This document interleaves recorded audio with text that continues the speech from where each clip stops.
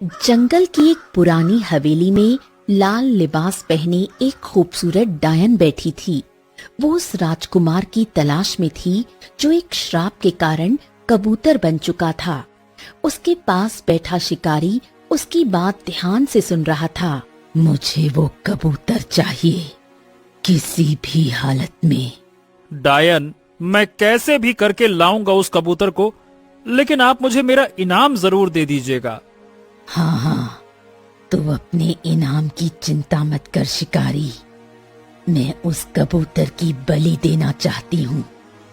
वो कबूतर ऐसा वैसा कबूतर नहीं।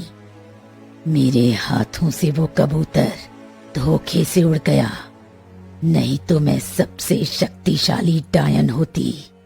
तुम कैसे भी करके उसे पकड़ कर लाओ। जी हाँ, मैं 5 दिन के अंदर उस कबूतर को आपके चरणों में रख दूंगा। अब मुझे आज्ञा दीजिए।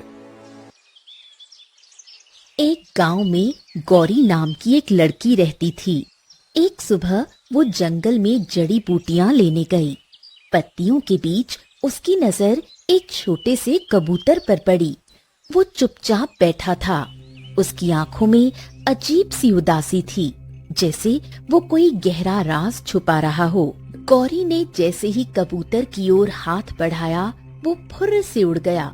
लेकिन गौरी ने देखा कि वो पास ही के एक पेड़ के नीचे बैठ गया। अरे, ये तो भाग गया। अब क्या करूं? लेकिन मैं इसे पकड़कर ही रहूंगी। उसने धीरे धीरे उसका पीछा किया। उधर शिकारी उस कबूतर को ढूंढते हुए जंगल की ओर निकल पड़ता है। आज तो मैं उस कबूतर को पकड़ के ही रहूंगा। अगर मैंने 5 दिन के अंदर उसे नहीं पकड़ा तो पता नहीं वो डायन क्या करेगी। तभी गौरी की नजर अपनी तरफ आते हुए शिकारी पर पड़ी। अरे, ये तो कोई शिकारी लग रहा है। अगर इसने इस कबूतर को पकड़ा तो इस सुंदर से कबूतर को मार डालेगा। मुझे कुछ करना होगा।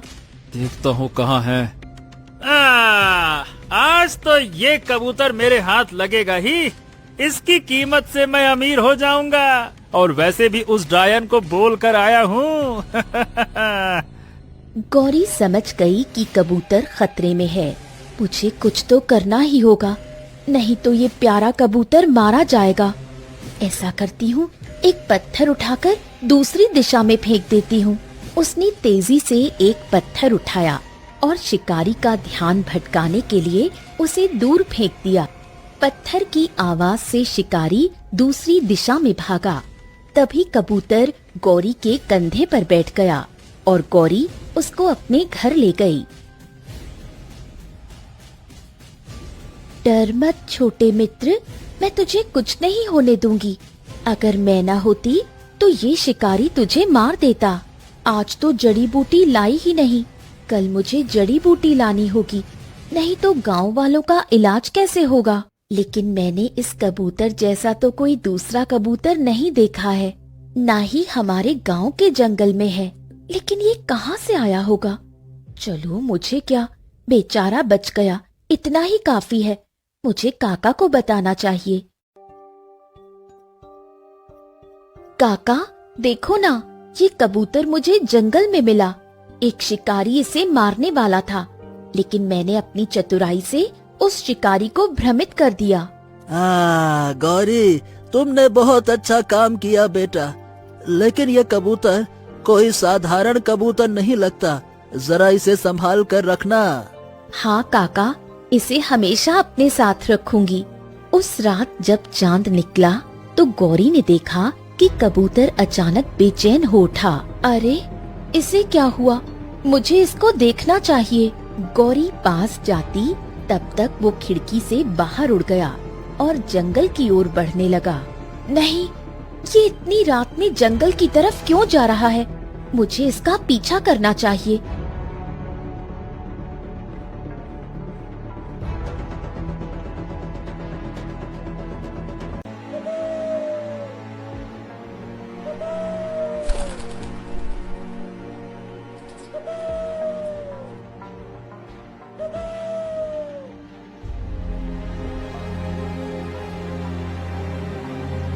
गौरी ने उसका पीछा किया और देखा कि वो एक पुरानी खंडहर हो चुकी हवेली की ओर जा रहा था। हवेली की दीवारें टूटी फूटी थीं और उसमें एक रहस्यमयी सन्नाटा था, लेकिन उसका दिल कह रहा था कि उसे कबूतर की मदद करनी होगी। मुझे लगता है मुझे घर वापस जाना चाहिए। कल सुबह इसका पता लगाऊंगी।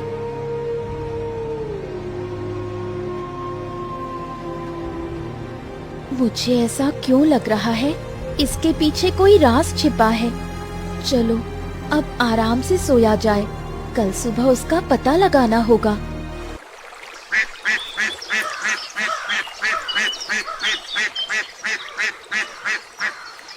अगले दिन गौरी फिर जंगल गई और कबूतर को ढूंढने लगी।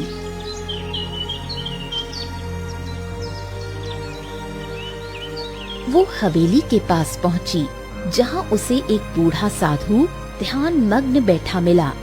साधु के चेहरे पर शांति थी, लेकिन उसकी आंखों में गहरी चिंता झलक रही थी। बाबा, मैं एक कबूतर को ढूंढ रही हूँ। वो रात में इस हवेली की ओर उड़ जाता है। क्या आप कुछ जानते हैं? हाँ बेटी, वो कबूतर कोई साधारण जीव नहीं है। वो एक श्रापित राजकुमार है। दिन में वो कबूतर बनता है और रात में मानव। उसे एक दुष्ट डायन ने श्राप दिया था, क्योंकि उसने उसकी साजिश का विरोध किया था। डायन उसे पकड़कर उसकी बलि देना चाहती है। श्राप? लेकिन बाबा, उसे इस श्राप से कैसे मुक्ति मिलेगी? ये श्राप तभी टूटेगा जब कोई सच्चे और निस्वार्थ दिल से उसकी मदद करेगा। उसका सच्चा प्यार और बलिदान ही उसे आजाद कर सकता है। तुम्हें जंगल में जाकर वो बरगद का पेड़ ढूंढना होगा। उस पेड़ के नीचे अभिमंत्रित ताबीज गड़ा हुआ है। लेकिन सावधान बेटी, ये रास्ता आसान नहीं है। जंगल में खतरे हैं और शिकारी उस राजकुमार को पकड़ने के लिए हर जगह घूम रहा है। गौरी का दिल दुख और हिम्मत से भर गया। उसने ठान लिया कि वो राजकुमार की मदद करेगी, चाहे रास्ता कितना भी मुश्किल क्यों न हो। उसने साधु को प्रणाम किया और हवेली की ओर बढ़ने का फैसला किया। मुझे आज रात उस हवेली में जाकर देखना ही होगा। गौरी रात होने का इंतजार करती रही। मुझे अब हवेली चलना चाहिए। वो चुपके से हवेली की ओर बढ़ी। अरे, इस हवेली में तो बहुत अंधेरा है और ये कई सालों पहले के दीवारों पर पुराने चित्र लटके हैं। और ये क्या, एक राजसी परिवार की तस्वीरें? गौरी ने देखा कि एक तस्वीर में एक युवा राजकुमार था, जिसकी आंखें वही थीं जो उसने कबूतर में देखी थीं। ये वही राजकुमार है, लेकिन ये यहाँ क्यों आता है? तभी हवेली के एक कोने से एक रोशनी चमकी। मुझे उस कबूतर का पीछा करना होगा।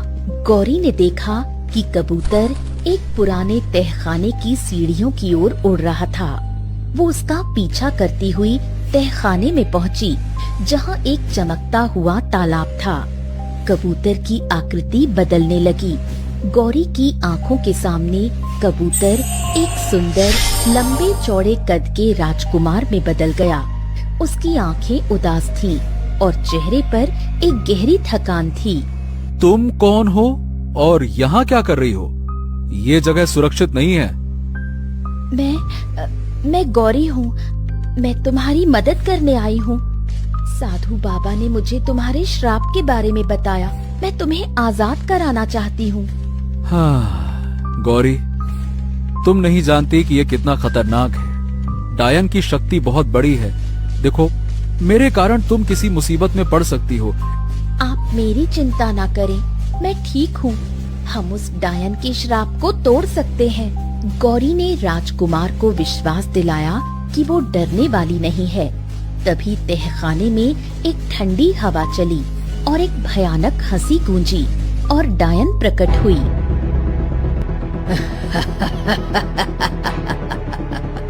कौन है जो मेरे श्राप को तोड़ने की हिम्मत करता है? गौरी, तू एक साधारण लड़की है, मेरे सामने तेरा कोई मुकाबला नहीं। चलो, हमें यहाँ से जाना चाहिए, जल्दी करो।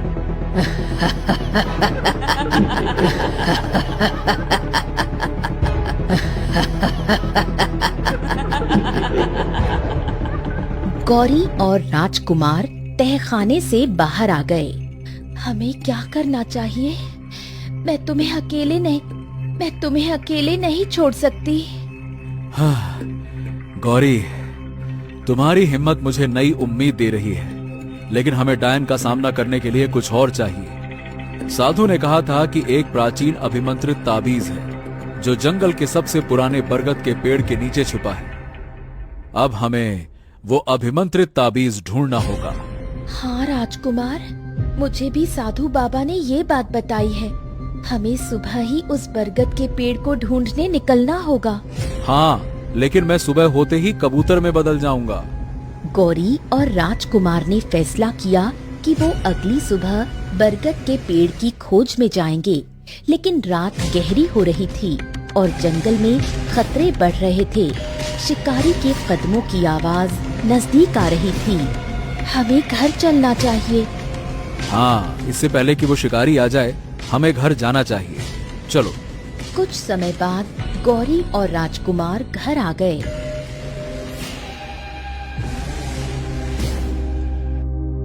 हाँ गौरी, आज तो बाल बाल बच गए। देखो, मैं क्या कहता हूँ कि हमें कुछ न कुछ तो करना ही पड़ेगा। वो डायन हमें बिल्कुल नहीं छोड़ने वाली और उसे पता लग चुका होगा कि कोई न कोई तो हमारी सहायता कर रहा है। अब हमें आराम करना चाहिए। रात बहुत हो चुकी है। सुबह हमें उस बरगद के पेड़ की खोज करनी होगी। हाँ, सही कहा गौरी, मैं भी थक गया हूँ, आराम करना चाहिए।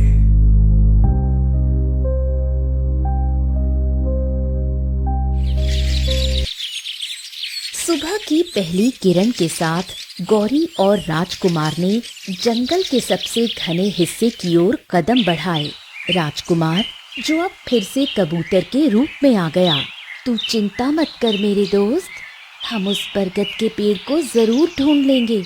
साधु बाबा ने कहा था कि वो अभिमंत्रित ताबीज हमें डायन से लड़ने की ताकत देगा। जंगल का रास्ता आसान नहीं था। कंटीली झाड़ियाँ, गहरे गड्ढे और जहरीले सांपों की आवाजें गौरी के हौसले को डिगाने की कोशिश कर रही थीं। तभी एक बूढ़े गिद्ध ने पेड़ की डाल से गौरी को देखा और अपनी खरखरी आवाज में बोला, ए लड़की, तू यहाँ क्या ढूंढ रही है? ये जंगल खतरों से भरा है। बरगद का पेड़ जंगल के सबसे अंधेरे कोने में है, जहाँ कोई इंसान जाने की हिम्मत नहीं करता। बाबा गिद्ध, मैं अपने दोस्त को बचाने आई हूँ। मुझे उस बरगद के पेड़ तक जाना ही होगा। क्या आप रास्ता बता सकते हैं? गिद्ध ने गौरी की आंखों में उसकी निस्वार्थ हिम्मत देखी। हाँ, ये लड़की निस्वार्थ भाव से उस पक्षी की सहायता कर रही है। मुझे उसकी मदद करनी चाहिए। उसने अपने पंख फड़फड़ाए और एक दिशा की ओर इशारा किया। धन्यवाद आपका। गौरी ने गिद्ध को धन्यवाद दिया और उस दिशा में चल पड़ी। देखा मेरे प्यारे दोस्त, गिद्ध ने भी हमारी सहायता की।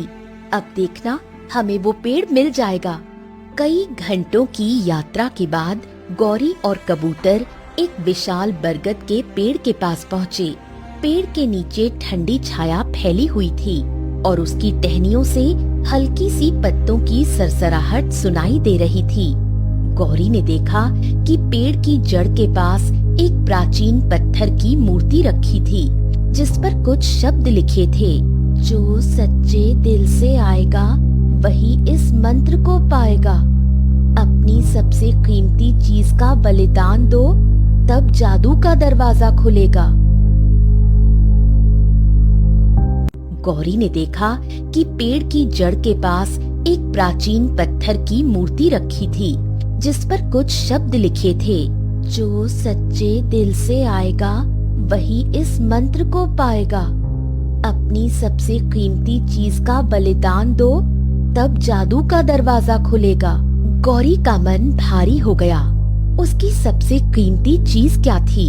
उसके पास न तो धन था न गहने। उसका सबसे कीमती खजाना तो उसका दिल था, जो दूसरों के लिए धड़कता था। तभी कबूतर उड़कर मूर्ति के ऊपर बैठ गया। गौरी, ये मंत्र हमारी आखिरी उम्मीद है, लेकिन सावधान, ये बलिदान आसान नहीं होगा। हाँ, लेकिन अब हम पीछे नहीं हट सकते। गौरी ने गहरी सांस ली और मूर्ति के सामने अपने घुटनों पर बैठ गई। उसने अपनी आंखें बंद की और अपने दिल से कहा, मैं अपने दोस्त के लिए कुछ भी कर सकती हूँ। जैसे ही उसने ये सोचा, मूर्ति पत्थर में बदल गई और नीचे एक अभिमंत्रित तावीज पड़ा था। गौरी ने उसे उठाया और गले में पहन लिया, लेकिन तभी पेड़ की जड़ों से काला धुआं उठा और डायन फिर से प्रकट हो गई। मूर्ख लड़की, तूने मेरे अभिमंत्रित ताबीज को छूने की हिम्मत कैसे की? अब तुझे मेरे गुस्से का सामना करना पड़ेगा। इतना कहकर डायन वहाँ से गायब हो गई। गौरी और राजकुमार बरगद के पेड़ से लौट रहे थे, लेकिन जंगल अब पहले से ज्यादा खतरनाक लग रहा था। इधर शिकारी, तुम अभी तक उस कबूतर को नहीं पकड़ पाए।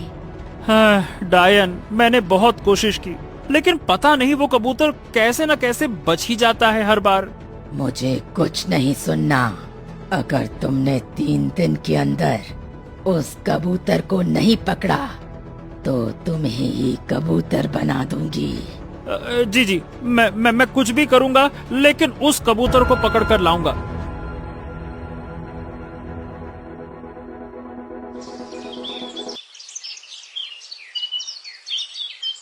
अरे रे रे रे, अब मैं क्या करूं? मुझे 3 दिन की मोहलत मिली है। मुझे कैसे भी करके उस कबूतर को पकड़ना ही होगा। जब वो ये बोल रहा था, तभी गौरी ने सुन लिया।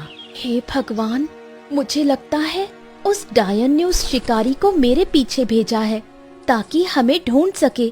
हमें कहीं छिपना होगा।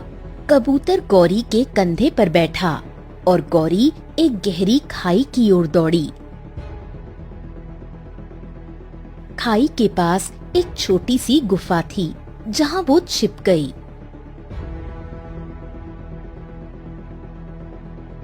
अरे ये कैसे चिन्ह हैं? मुझे लगता है कि मुझे इन चिन्हों के पीछे पीछे जाना चाहिए। शिकारी चिन्हों के पीछे जाता है। अरे, ये शिकारी तो यहाँ तक आ गया। अब क्या करे? अच्छा, तो तुम यहाँ हो। अब तू कहाँ भागेगी लड़की? चल्ला, अब जल्दी से वो कबूतर मेरे लिए दे दे, वरना मैं तुझे जंगल में कोई निशान छोड़ने नहीं दूंगा। तुझे यहीं खत्म कर दूंगा। गौरी ने धीरे धीरे मंत्र पढ़ना शुरू किया। अभिमंत्रित ताबीज से आवाज गुफा में गूंजने लगी और एक हल्की सी नीली रोशनी गौरी के चारों ओर फैल गई। अरे रुक जा, उस कबूतर को मेरे हवाले कर दे, वरना तू जिंदा नहीं बचेगी। मैं बता रहा हूँ, जल्दी से दे दे उसे। तभी वहाँ वही साधु बाबा आए। रुक जा शिकारी, तो इन बच्चों को छोड़ दे, नहीं तो मैं अपनी मंत्र की शक्ति से तुझे यहीं भस्म कर दूंगा। अरे रुक जा, उस कबूतर को मेरे हवाले कर दे, वरना तू जिंदा नहीं बचेगी। मैं बता रहा हूँ, जल्दी से दे दे उसे। तभी वहाँ वही साधु बाबा आए। रुक जा शिकारी, तो इन बच्चों को छोड़ दे, नहीं तो मैं अपनी मंत्र की शक्ति से तुझे यहीं भस्म कर दूंगा। नहीं साधु महाराज, मैं इनको कुछ नहीं करूंगा। आप मुझे भी कुछ मत कीजिएगा। गलती हो गई। इतना बोलकर शिकारी भाग जाता है। बेटा बहुत अच्छे, डायन का अंत पास है। साधु बाबा, अगर आप नहीं आते तो आज हमारा अंत जरूर हो जाता। अरे डरो नहीं बेटा, हम तुम्हारे साथ हैं। इतना बोलकर साधु बाबा अदृश्य हो गए। मुझे घर की तरफ निकलना होगा जल्दी, और काका को सारी बात बतानी होगी। गौरी ने सोचा कि उसे रामू काका को सारी बात बतानी चाहिए। गौरी और राजकुमार गांव की ओर लौटे। गांव पहुंचते ही गौरी ने देखा कि रामू काका अपनी झोपड़ी के बाहर बेचैन खड़े थे। उनके चेहरे पर चिंता की लकीरें थीं। हाँ, अरे गौरी तू कहाँ थी? अरे मैं रात भर तुझे ढूंढ रहा था। बेटा ये जंगल कोई खेल का मैदान नहीं है जो कहीं भी मुंह उठाकर चल दिए। कहाँ चली गई थी? काका, मैं ठीक हूँ, लेकिन मैं आपको कुछ बताना चाहती हूँ। ये कबूतर, ये कोई साधारण कबूतर नहीं है। ये एक शापित राजकुमार है और मैं उसे बचाने की कोशिश कर रही हूँ। गौरी ने रामू काका को सारी कहानी सुनाई।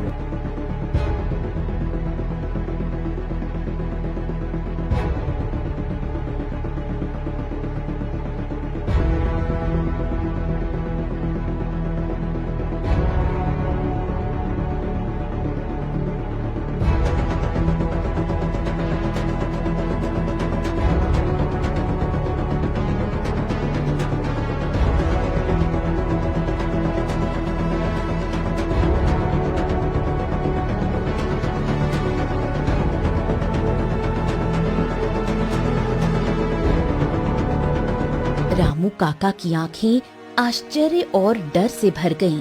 गौरी तेरा दिल बड़ा है, लेकिन ये डायन कोई साधारण दुश्मन नहीं है बेटा। मैं तेरे साथ चलूंगा, तुझे अकेले उस गढ़ में नहीं जाने दूंगा। काका, आप मेरे साथ होंगे तो मुझे कोई डर नहीं, लेकिन पहले हमें उस मंत्र को समझना होगा। अभिमंत्रित ताबीज तो मिल गया, लेकिन अभी भी कुछ अधूरा है। रामू काका ने गौरी और कबूतर को अपनी झोपड़ी में ले जाकर अभिमंत्रित ताबीज को देखा, जिसमें कुछ लिखा था। अभिमंत्रित ताबीज पर लिखे शब्द प्राचीन लिपि में थे और रामू काका को थोड़ा बहुत उस लिपि का ज्ञान था। उन्होंने मंत्र का एक हिस्सा पढ़ा, लेकिन बताया कि मंत्र अधूरा था। पूरा मंत्र डायन के गढ़ में ही मिल सकता था, जहाँ एक प्राचीन किताब छिपी थी। बेटी, ये मंत्र डायन की शक्ति को कमजोर कर सकता है, लेकिन गढ़ में जाना जानलेवा है। फिर भी अगर तूने ठान लिया है तो मैं तेरा साथ दूंगा। हाँ, चिंता मत कर।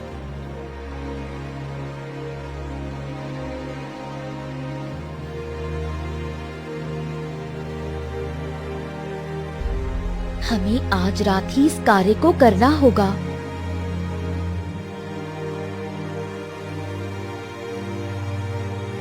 गढ़ का प्रवेश द्वार एक विशाल लोहे का फाटक था, जिस पर प्राचीन जादुई चिन्ह उकेरे गए थे।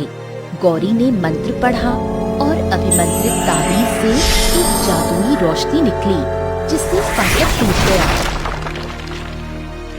लेकिन जैसे ही वो अंदर दाखिल हुए, एक ठंडी हवा ने उन्हें घेर लिया और डायन की हंसी गढ़ की दीवारों में गूंज उठी। तो तुम मेरे गढ़ तक पहुंच गए गौरी, लेकिन ये तुम्हारी आखिरी गलती होगी। मेरी किताब को कोई नहीं छू सकता। मैं तुम्हारे डर से नहीं रुकूंगी। आज राजकुमार को तुम्हारे श्राप से मुक्ति मिलेगी। देखा काका, उस जादूगरनी का इस गढ़ में राज है। हाँ बेटा, हमें संभल कर चलना होगा। हाँ। गढ़ के अंदर का रास्ता एक भूल भुलैया जैसा था। रामू काका और गौरी आगे बढ़े। हाँ, बाप रे बाप, डायन के इस गढ़ में कितना डरावना सन्नाटा लग रहा है। बेटा आराम से सतर्क रहना। हाँ काका, हमारे साथ साधु बाबा का आशीर्वाद और अभिमंत्रित ताबीज है। हमें डरने की जरूरत नहीं। काका देखो, उस गलियारे में एक प्राचीन किताब दिख रही है। शायद वही किताब हो। गौरी गलियारे की ओर भागी, जहाँ डायन की प्राचीन किताब रखी थी। लेकिन तभी एक काले कोहरे ने गौरी को घेर लिया और डायन अपने रूप में उसके सामने प्रकट हुई। तूने मेरे अभिमंत्रित ताबीज को छुआ और अब मेरी किताब की तलाश में है। तेरा सच्चा दिल मुझे नहीं रोक सकता। तुम्हारी शक्ति डर और लालच से बनी है। मेरा प्यार और विश्वास उससे कहीं बड़ा है। समझी तुम? ये संभाल मेरा बाल।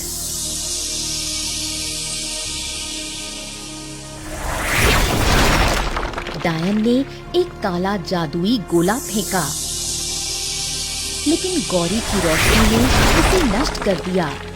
मुझे उस किताब के मंत्र को कैसे भी करके पढ़ना होगा। प्राचीन लिपि में लिखा मंत्र चमक रहा था। गौरी ने उसे पढ़ना शुरू किया और उसकी आवाज गढ़ में गूंजने लगी। डायन चीखने लगी क्योंकि उसकी शक्ति कमजोर पड़ रही थी। नहीं, ये क्या हो रहा है मुझे? रुक जाओ, तुम ऐसा मत करो। गौरी, रुकना मत, तुम्हारी आवाज मेरी मुक्ति है, रुकना मत गौरी। गौरी ने मंत्र पढ़ना जारी रखा। तभी एक तेज रोशनी पूरे गढ़ में फैल गई। डायन की चीखें धीरे धीरे शांत हो गईं और उसका रूप काले धुएं में बदलकर गायब हो गया। तभी काका ने कहा, अंत भला तो सब भला गौरी। कुछ ही देर में ये कबूतर राजकुमार का रूप ले लेगा। हाँ काका। कुछ देर बाद कबूतर के चारों ओर एक सुनहरी चमक फैली और वो अपने असली रूप में एक सुंदर शाही राजकुमार में बदल गया। उसका नाम था राजकुमार विक्रम। उसकी आंखें अब उदासी की जगह कृतज्ञता और खुशी से चमक रही थीं।